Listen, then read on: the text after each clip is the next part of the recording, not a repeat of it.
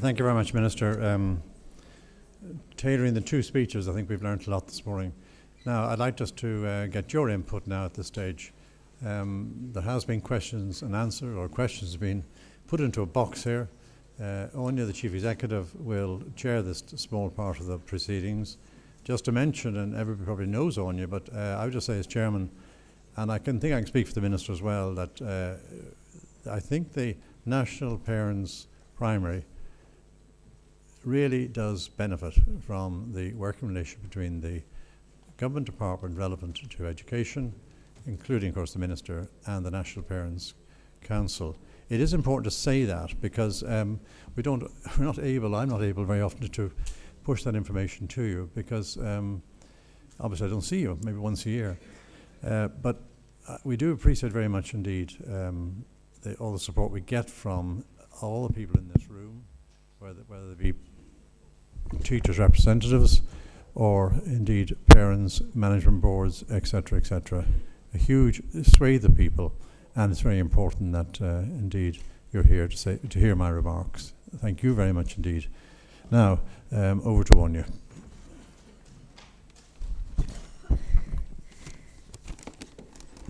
Now I shall pick these out in no particular order, but we'll start with Charles to give the Minister a little bit of a break after his speech. So I hope I can read the handwriting now. Charles, the question is, I have a child, a boy, aged 5.5, who gets very frustrated when it comes to homework. Is there a way of making it more positive? He also becomes very distracted very quickly. I have no idea. It's not the sort of question you can answer without knowing the child and the homework, really. It sounds like the homework could be made quite a lot more practical for a lad. That would help. It sounds like maybe he needs to know what to do when he doesn't know what to do. We all have to learn to deal with these things, and maybe that's one of the things he's got to learn. But it's got to start with a good look at the homework to see really, is it necessary? Are they getting anything out of it? Is it practical? And can he do it quickly? I was that 5-year-old. Thank you. Minister, my school did not survey parents about school uniforms. Is there anything we as parents can do? Not now, but you will be able to. It will be mandatory that parents will be consulted and have a role. That's basically it. Okay. Thank you. Are the microphones working? Can people hear it now? Sorry, Okay. hear me now? You don't have that right to be consulted in that way. Schools are, well, let me put it in a deeper sense. We have what I've described at the primary school level, one of the oldest systems in the world, established in 1831. The English equivalent, Charles, I think, was established in 1860 or 1870, primary school system at national level. There was informal church schools and parish schools, but as a national system. And the public part of that partnership is the taxpayer, through the government and the Department of Education, provides for the salaries of the teachers, the capitation grant for pupils, and the building of the new buildings now. It has evolved over time, but that's essentially and sets the examination system and the inspectorate and all of that. And the private part from the patron bodies provides the management, used to provide the building itself, or the parish would provide the things, and hires the teachers. That system, as in any partnership, is never 100% co-equal. In the old days when it was established, the Department of Education in this country was established in 1924, just after the Civil War had ended. It absorbed the primary school system as it was. And a Minister for Education, General Mulcahy, famously described his role as Minister for Education in 1948 as the man with the oiling can. He just was wandering around the system, oiling it to make sure that it operated efficiently. And the dominance of the private sector, if you like, the church bodies, was very strong, not just in Ireland, but in many other countries as well. That was the nature of it. That relationship is changing. The culture is changing. The strength of the patron bodies is changing, falling in some regards, and the rise of the other side of it, the parental side, is changing, and it's rising in terms. And some schools find that change hard to accommodate culturally. And that's why some schools, I suspect, didn't engage in consulting with parents like yourselves, because they didn't have to. But the legislative steps that I propose to take will make it a requirement. Not in any confrontational way, because that's not in the interests of the education system, either the teachers or the parents, or indeed the invaluable parental boards of management. We have 22,000 people who make our primary school system work in the boards of management across the country. And not a single penny in expenses changes hands. Without that engagement, we'd have an impossible task, or a very different task. So I don't want in any way to appear to be denigrating that particular engagement, not at all. But a culture of entitlement our disempowerment will be replaced by statutory rights. But how those rights are to be exercised, I think, should respect the relationship within the school. Thank you. Thank you. Charles, my two boys, 5.5 and 3.5, are hitting each other a lot. I do not smack my kids. They do not watch any violence on TV. I don't know where they learn this behaviour. When I ask them why they did it, they always say it's because he did this or he took a toy, etc. They seem to justify the hitting.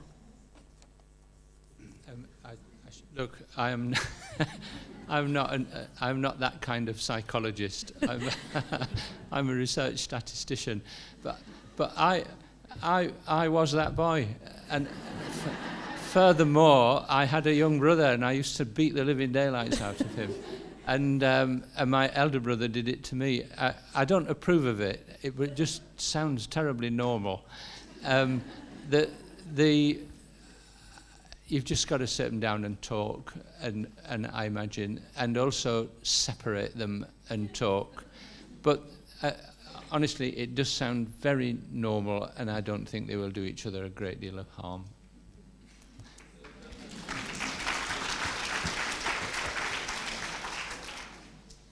Minister, is there an argument for introducing foreign language to the primary education curriculum if we are serious about competing internationally? There was an experiment for approximately 10 plus years. It wasn't considered to have been a success. There was a lot of commentary in the media about, and some industries that were established looking for language skills, but what they actually wanted was foreign language skill, like really vernacular skills, which you'd never get as a second language. We have 120,000 Polish people living here, and they're at home. They're not going back to the country where they grew up. We have something like 10,000 Latvians. In the model school at the back of the clock tower in the Department of Education in Marlborough Street onto Gardner Street, there are 30 nationalities. We have the language skills. We have the language skills. I think we should be looking at how we can nurture them. The Polish community, which is very large, well, Poland's a very big country, I think it's about 40 plus million citizens in Poland. They have their own cultural framework they use in cases many different educational buildings around the country to maintain their music and their song and their culture. Here in Ireland, they are a big scattered diaspora, no less than our own. I think it's more realistic in my own view that if you want to have a call centre that's servicing Poland from Ireland, hire a few Poles here rather than try and teach me to speak Polish or whatever. There is the other dimension too in that we do have a second language for some people, a small number but nevertheless and statutorily underpinned, Gaeilge. And we have a thriving Gaelscoileanna movement and a Gael Colossus now. So there is language learnt there, but I don't buy the argument that we should be developing those skills, because in many, many ways, when I first got involved in European politics as a TD, the membership of the European Union was 9 member states, it's now 28. The conversational language away from interpreters was French. That's now changed to English. English is the international language of science, of air traffic, of business. The European Central Bank conducts all of its affairs in English. That's the official language. And for the first time ever, the number of people, the totality of people speaking English globally, the majority of them, in fact, speak English as their second language, not their mother tongue. Is that a bad thing or a good thing? I think it's a wonderful thing for us in many, many respects, but it does have consequences.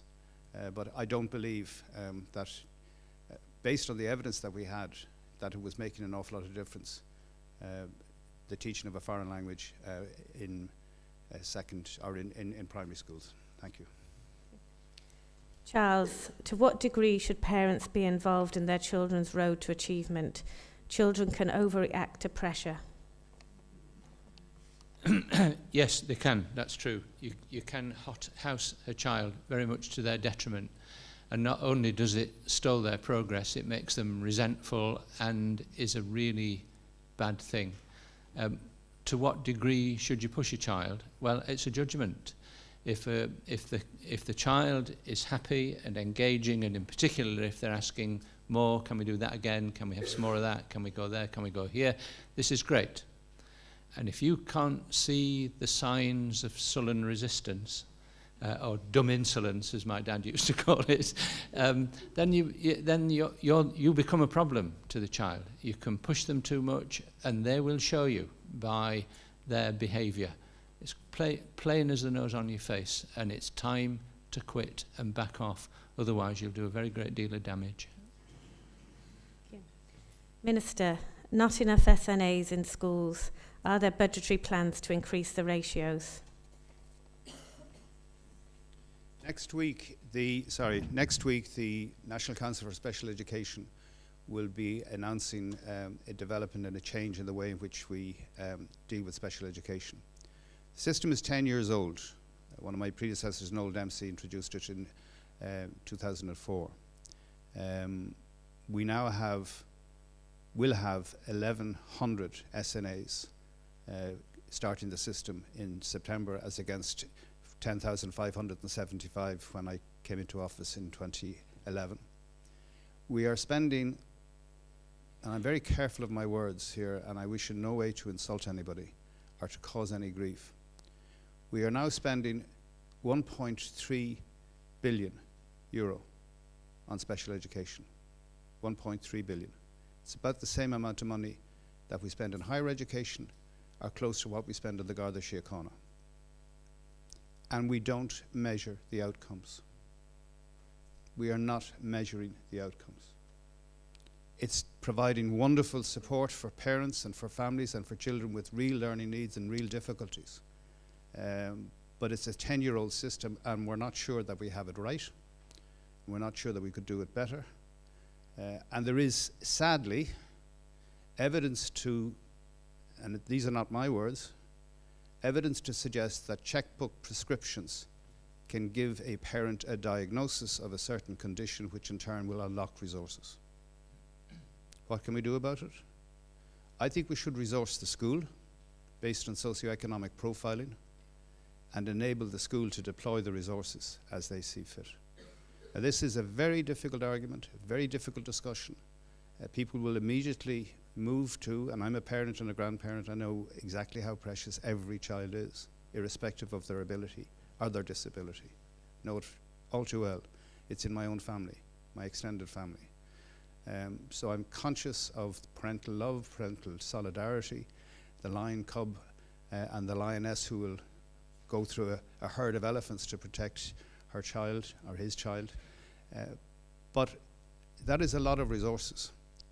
And the last point I'll make about this is Michael McCarthy, who's our Labour TD for West Cork, had a woman come into his clinic complaining that the SNA support had been cut by 50%.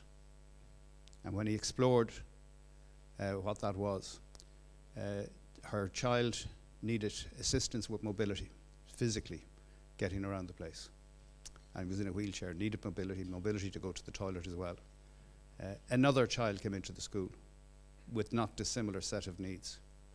and the principal took the view and the CNO took the view, because it's the decision to allocate resources is made professionally by the CNOs, took the view that in fact the one SNA could in fact handle the 2 children with those similar disabilities. But as far as the parent was concerned, this was a 50% reduction in the allocation of support for their child. So it was a wonderful thing that we did to set it up, and I salute Noel Dempsey, and I wrote to him to congratulate him on the celebration of it from a thing at the Crow Park.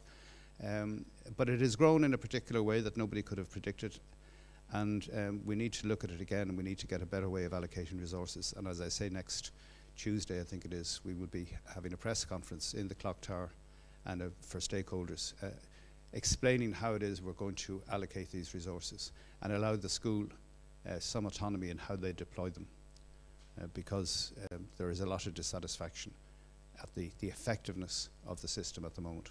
Thank you. Charles, would you mind if I No, not at all. We do have a similar system in England where, I mean, you could say every child is a special needs child. When do they become so special that they actually need a special resource allocated to them, if at all? And we have a system called statementing, where, and the possibility of this is the child goes through a very large assessment process, and if they get an educational statement which says they do have specific special needs which require a specific response, that's followed by a check. Money is assigned to that child, and so on and so forth. And we do have, until about 2 or 3 years ago, we didn't have any evidence on that either. Did it work? And now we do, and it doesn't. It's quite a sad story that frequently it's the case that the money actually works to the detriment of the child, because instead of putting them in a challenging circumstance, it puts them in a dependent circumstance, and it's turned out to be very bad, and in consequence we are re-engineering, as they say, the whole process. It's actually had absolutely the opposite effect of what every good-hearted person, because it was all good-hearted, the thinking behind this, wanted to have. Thank you.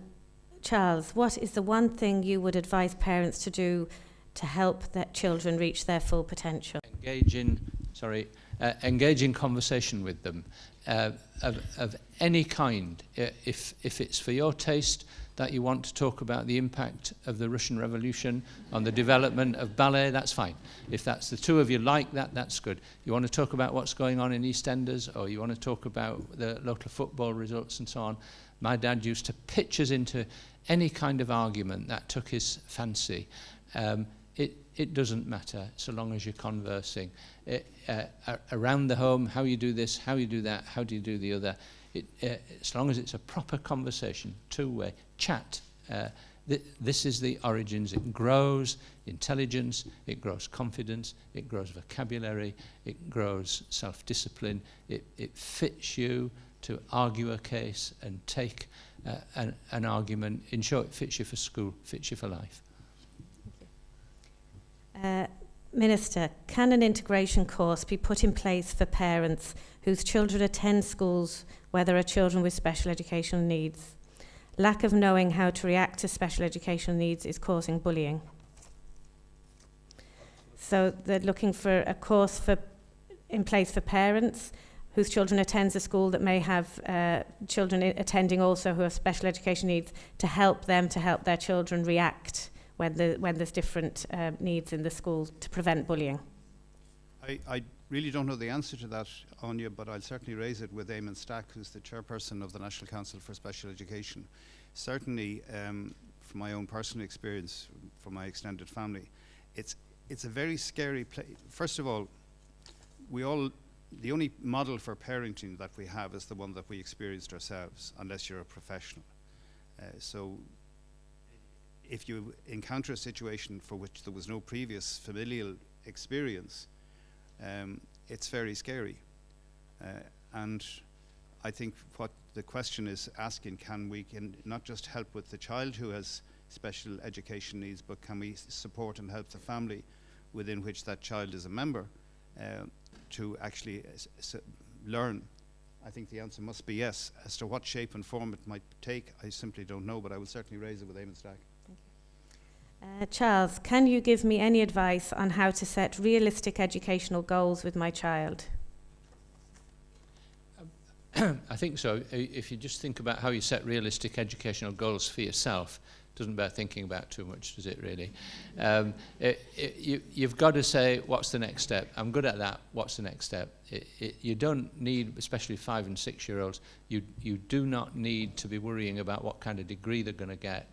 Just what do you want to read next? Where do you want to go next? What do you want to see next? They're all points of growth rather than magnificent obsessions. Minister, my child is going into secondary school in September, and in view of all the negativity from teachers in the media about the new junior cycle curriculum, can the Minister say for certain that there will be no impact of this in the teaching of the new curriculum for my child? The answer is yes. The young child will be going to a post-primary school. First year will be the same as first year, was last year, and next year. The English course will be slightly different. It's more prescriptive in the actual curriculum. And in June of 2017, they will sit an examination set by the State Examination Commission, as is the case today, and marked by the State Examinations Commission, as is the case today, with other teachers from around the country. But the difference will be that they will get only 60% of the total marks from that examination process. The other 40% will be based on some form of assessment of project work that they will do during the course of the 3 years. We haven't signed off yet on that form. The English teachers, all of the English teachers, I think this, what, Sean, will there be 1,000 English?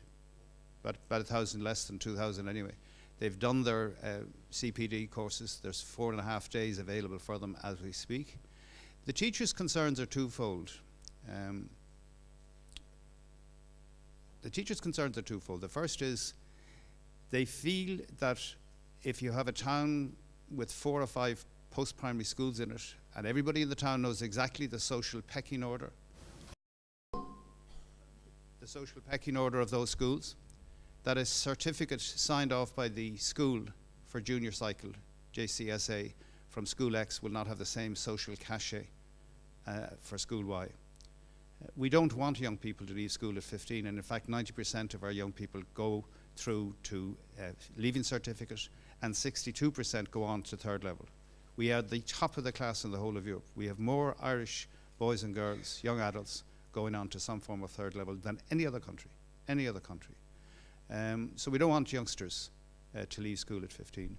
The other concern that the teachers have is that they, in assessing their students' work and living in a place where they are part of the community and the community knows them, that they will come under undue social pressure to give their children a better mark than they might otherwise warrant. I've heard that story and I've heard them say it, and I believe that for some students or for some teachers that's a very real problem. And I'm more than prepared to listen and to see how we can avoid it. But you know, in 1967, we had a state examination for primary school kids.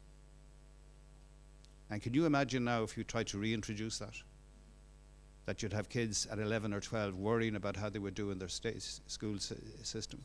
The people who would object most, Sean, I think, would be the primary school teachers, because they'd be forced, in fact, to teach a very narrow curriculum with expectations from parents. But it is a real problem, and I think we can solve it. We want to use that 40% of assessment to capture the things that aren't captured in an examination paper. How well can a child present? How well can they work together in a group? How well can they interact with other people? How well can they maximize their talents on the sporting field or on the stage or with a musical instrument?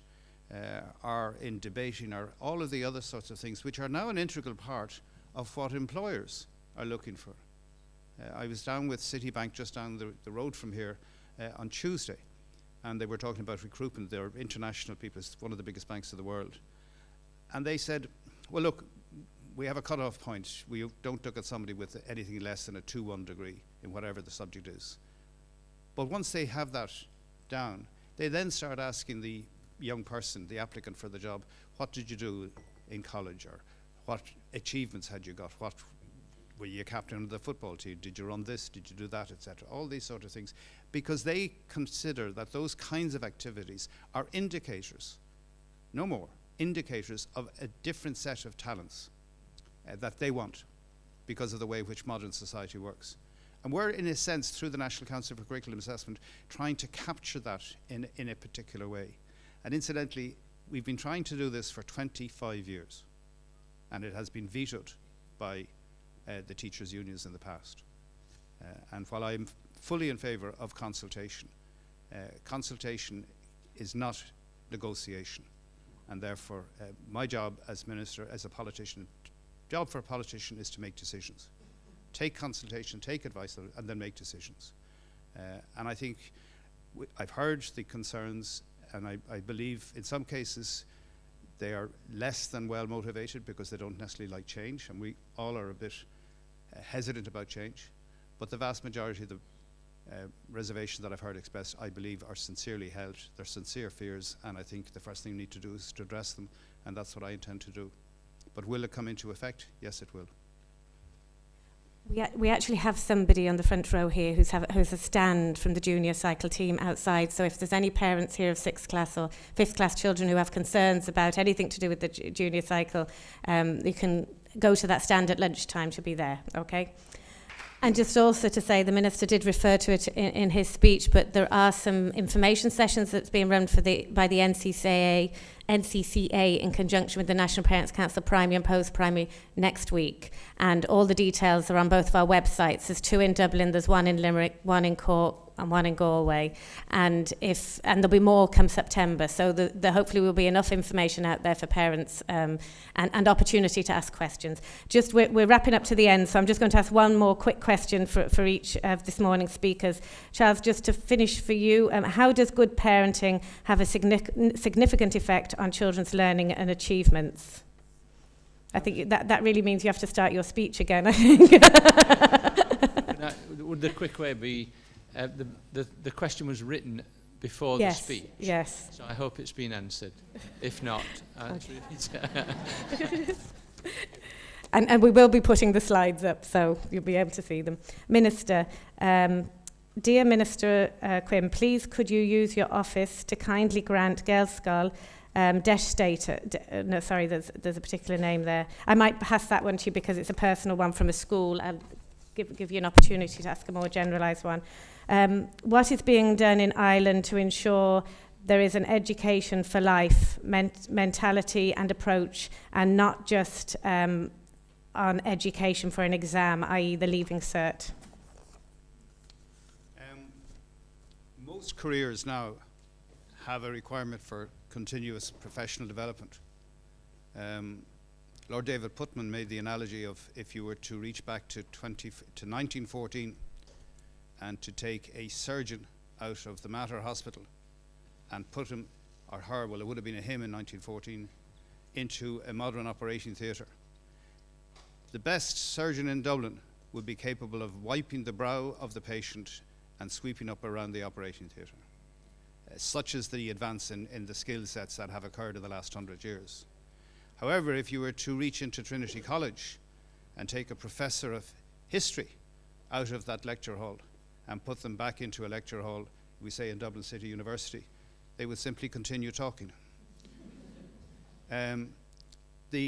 All of us have to have some form of renewal. You know it in your own lives.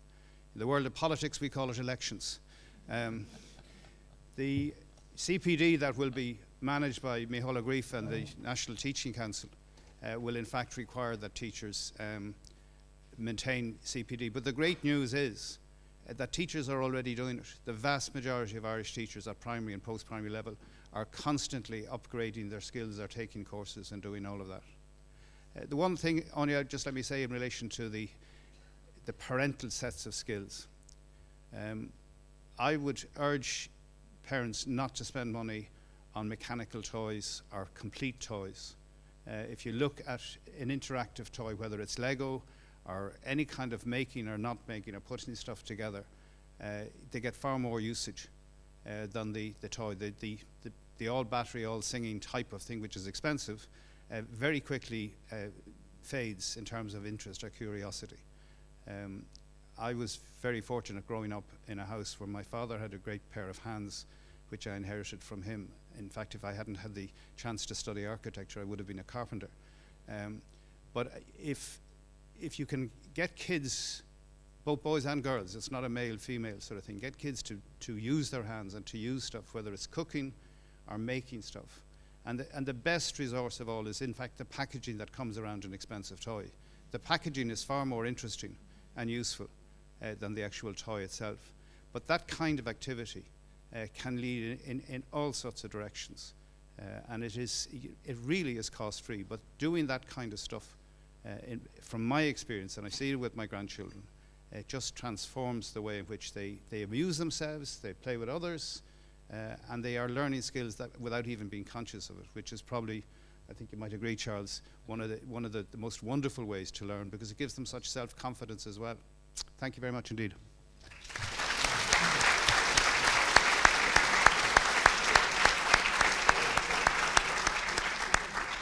Just before we break for lunch, just one very important thing to bring to the table this afternoon, and that is a new partnership. And that partnership is between the National Parents' Council, the Irish Primary Principals Network. This might seem a very obvious partnership, but it's been given official language around today and becomes a really official position for you as parents to enjoy and benefit from. It'll be very much a partnership system, and outcome will be to seek to support children to their greater enjoyment and educational achievement. So we're officially going to do it now. The Minister is just going to say a few words, and then after his few words, we can release you for lunch.